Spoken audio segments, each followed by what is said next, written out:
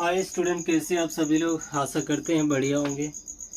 ये कक्षा 12वीं की क्लास की तुम्हारी जो बायोलॉजी का सेक्टर है, तुम्हारा जंतु विज्ञान, उस जंतु विज्ञान से हमारा लेक्चर रखा हुआ है। इसमें तुम्हें हमारे ज़रिए 3 पॉइंट्स के बारे में जानकारी मिलेगी। सजीवों में वृद्धि, पहला पॉइंट है आपका सजीवों में वृद्धि, ठीक है। इंग्लिश किया जाएगी उसकी ग्रोथ इन लिविंग बींग्स, ठीक है। दूसरा जो पॉइंट आपका है सजीवों में जनन, ठीक है। इंग्लिश क्या होगी? रिप्रोडक्शन इन लिविंग बींग्स, ठीक है। इतना हो जाने के बाद में थर्ड जो पॉइंट है आपका है सजीवों में उपापचय क्रियाएं। सजीवों में उपापचय क्रियाएं, इंग्लिश क्या जाएगी इसकी?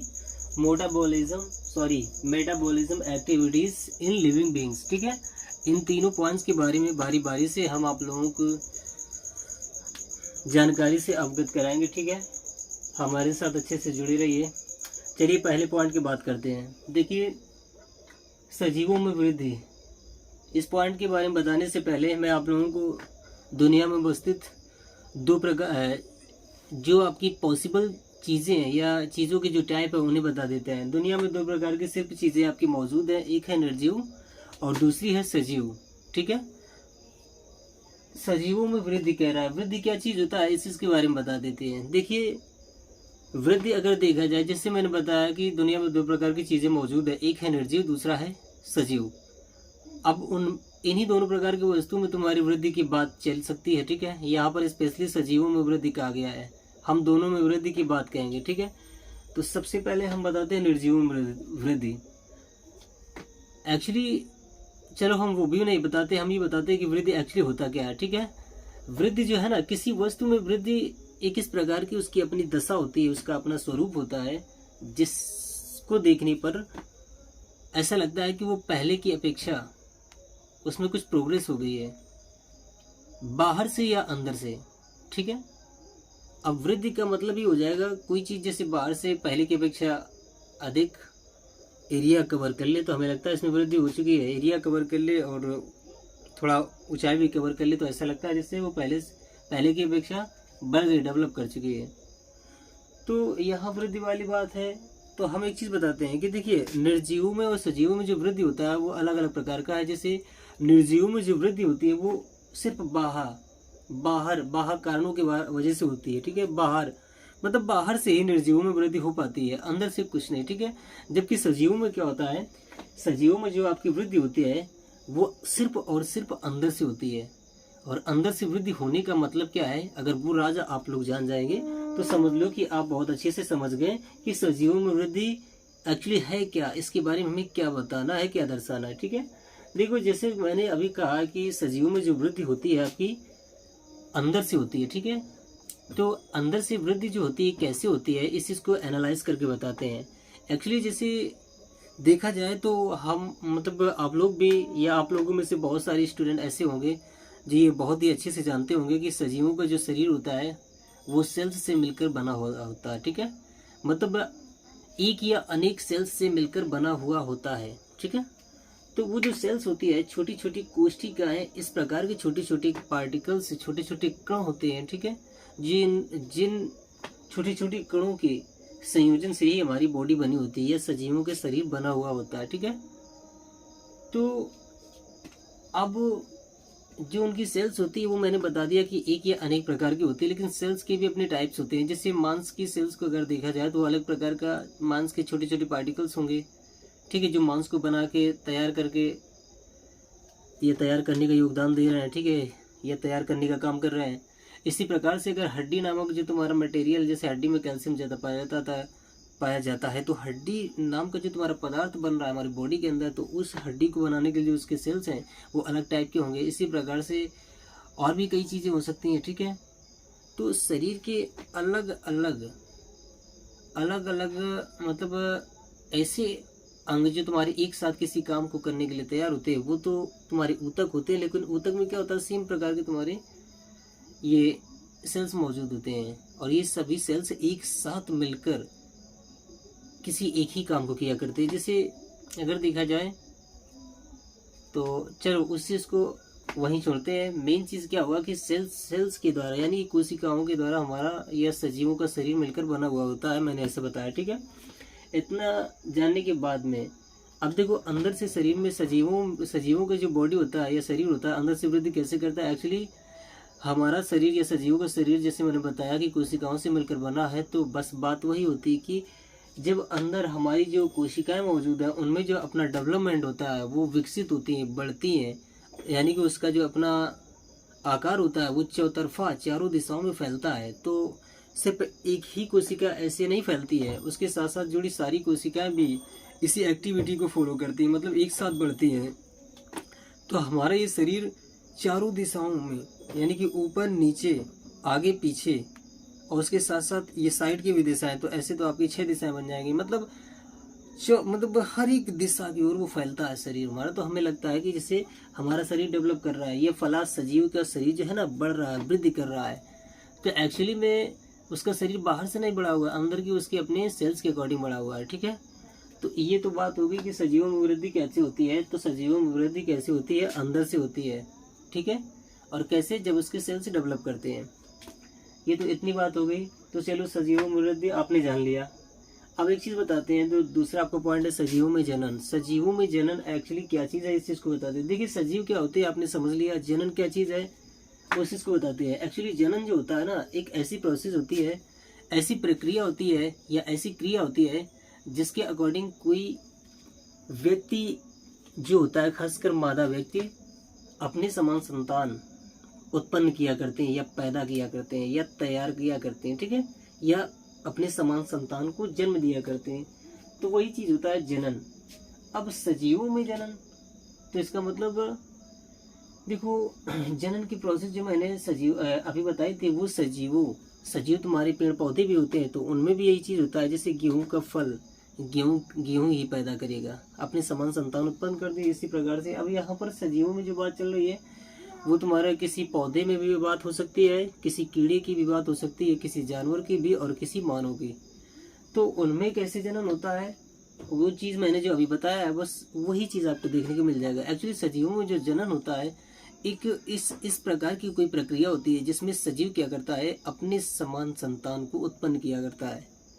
और ये चीज़ ही सजीवों में जनन कहलाता है। सिंपल सी बात, आप अपनी भाषा में किसी प्रकार से इसे और भी आसान बना के सामने वाले को बता सकते हैं। तो सजीवों में जनन क्या चीज़ हुआ आपने समझ लिया।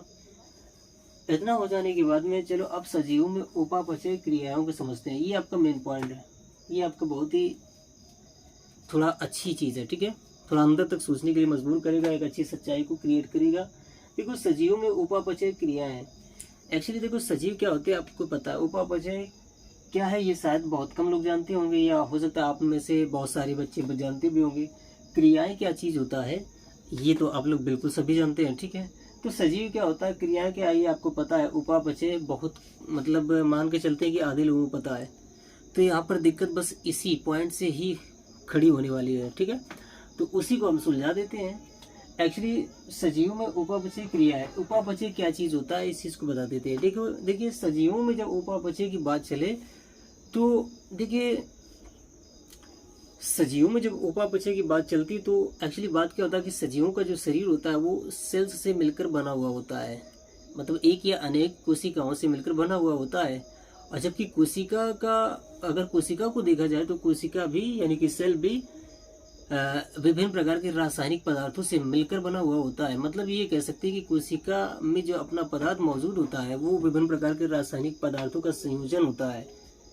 ठीक है, और वह मतलब वो पूरा कोशिका का अपना जो पदार्थ होता है वह पदार्थ ही हमारा जीव द्रव्य कहलाता है, जिसे हम बोले तो लाइफ सब्सटेंस कह सकते हैं। ठीक है, या लाइफ मैटर। तो मतलब ये हुआ कि वो एक ऐसा जीव द्रव्य है जो कोशिका को संचालित कर रहा है, कोशिका का डेवलपमेंट उन्हीं चीज़ों पर डिपेंड करता है। ठीक है, तो जब वो ठीक ठाक है, वो जीव द्रव्य हमारी कोशिका का जो जीव द्रव्य है वो अगर शुद्ध स्वच्छ और हेल्दी है तो हमारी सेल्स भी हेल्दी होंगी, और जब सेल्स हेल्दी होंगी तो हमारा बॉडी भी हेल्दी होगा। तो अब यहाँ पर मेन बात आती है, दो बात। हाँ, अब देखो मेन पॉइंट पर चलते हैं। अब बताते हैं कि जो हमारा सेल्स का जो जीवद्रव्य होता है, ठीक है, जो सेल्स का अपना पदार्थ होता है, जीवन पदार्थ जिसे बोलते हैं, तो उस पदार्थ में दो प्रकार की तुम्हारी क्रियाएं देखने को मिलती हैं। एक ऐसी क्रिया जिससे क्या होता है कि हमारा जो सेल्स का अपना पदार्थ है वो डेवलप किया करता है, मतलब उसमें ग्रोथ हुआ करती है, वृद्धि करता है।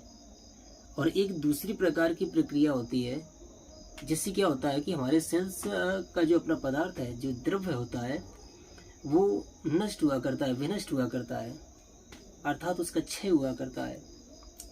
तो जब हमारी कोशिका का जो अपना जीव द्रव्य है, यानी कि कॉमन तौर पे हम जीव द्रव्य से बोले, यानी कि जब जीव द्रव्य में डेवलप होता है या उसका ग्रोथ हुआ करता है, तो हम कहते हैं कि उसमें ये जो ग्रोथ होने की प्रोसेस चल रही है, ये वो जो प्रोसेस होती है आपकी उपचयी प्रोसेस कहलाती है। उपचयी क्रिया, या हाँ उपचयी क्रिया ही कहेंगे, ठीक है। तो वो उपचयी क्रिया कहलाएगी। जब क्या करेगी, हमारा जो सेल है मान लेते हैं ये है, और उसमें ये जीव द्रव्य मौजूद है, ठीक है।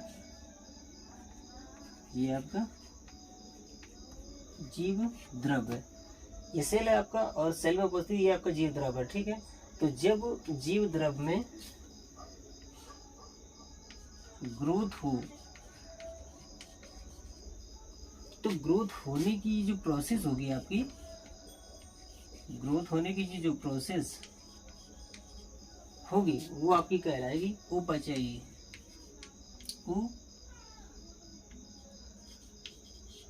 उपचयी, ठीक है। ये उपचयी हो जाएगा ग्रोथ करने के। हमारे सेल का जो जीवद्रव्य होता है, जीवद्रव्य में जब ग्रोथ होता है, ठीक है, तो उपचयी प्रोसेस, वो जो ग्रोथ होने की प्रोसेस होती है वो उपचयी प्रोसेस, उपचयी क्रिया कहलाती है। और जब उसी जीवद्रव्य,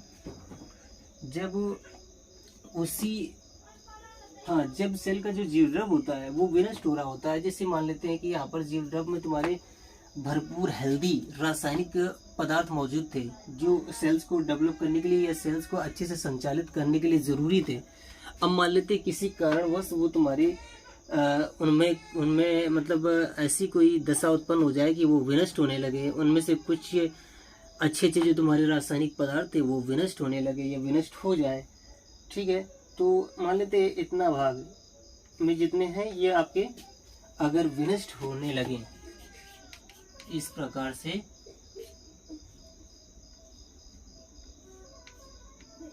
विनष्ट होने लगे, तो विनष्ट होने की जो प्रोसेस होगी वो प्रोसेस आपकी क्या कहलाएगी, विनष्ट नाम की जो प्रोसेस आपकी चलेगी, ये आपकी प्रोसेस कहलाएगी अपचयी क्रिया या अपचयी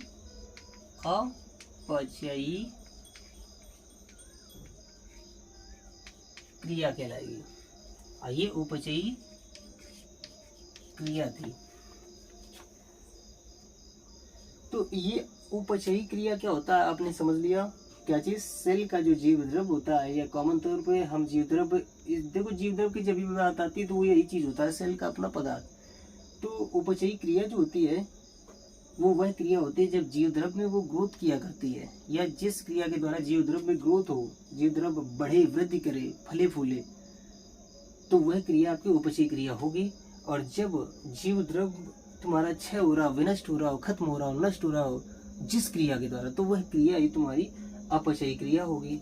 अब एक चीज बताते हैं कि ये दोनों क्रियाएं जो होती हैं, जो किसमें पाई जाती हैं, जीव द्रव्य में, कि मतलब सेल के जीव द्रव्य में लागू हुआ करती हैं या हमेशा चलायमान रहती हैं, ठीक है।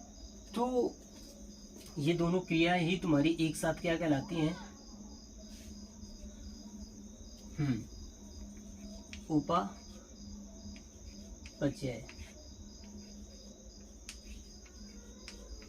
उपापचय क्रिया, एक साथ मिलकर ये उपापचय क्रिया कहलाती है।